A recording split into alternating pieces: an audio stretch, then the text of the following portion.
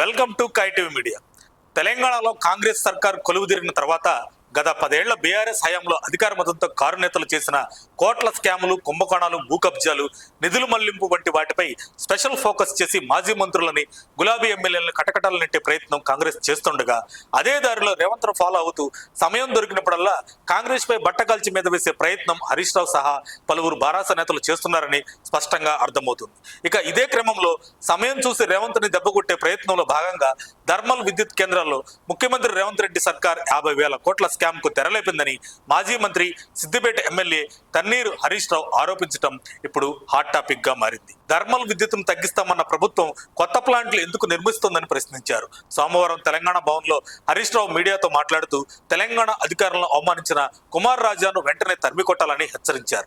విద్యుత్ శాఖలో తెలంగాణ ప్రాంత అధికారులను నియమించాలని ఎమ్మెల్యే హరీష్ రావు రేవంత్ రెడ్డిని డిమాండ్ చేశారు.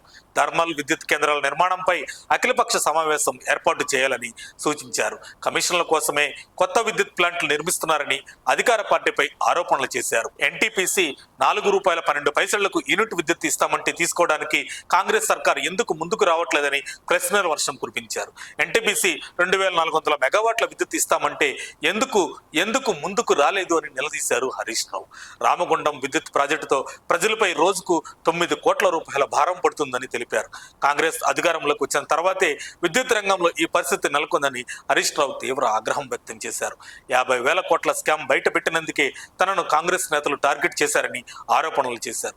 కమిషన్లు తీసుకోవడంలో మాత్రమే తాను అన్ఫిట్ అని చెప్పుకొచ్చారు హరీష్ రావు. విద్యుత్ శాఖను తెలంగాణ ప్రభుత్వం నడుపుతుందా లేదా ఏపీ ప్రభుత్వం నడుపుతుందా అని ఎద్దేవా చేశారు.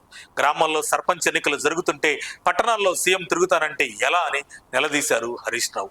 ఏదేమైనా గత కేసీఆర్ పాలనలో జరిగిన అవినీతిపై మీ సొంత కుటుంబ సభ్యులైన కవితయే మీ నేతల అవినీతిని మీడియా ముఖంగా బయటపెట్టిందని విశ్లేషకులు హరీష్ రావుకు వాతలు పెడుతున్నారు. మరిన్ని అప్డేట్స్ కోసం మా కాయ్ టీవీని సబ్స్క్రైబ్ చేసుకోండి.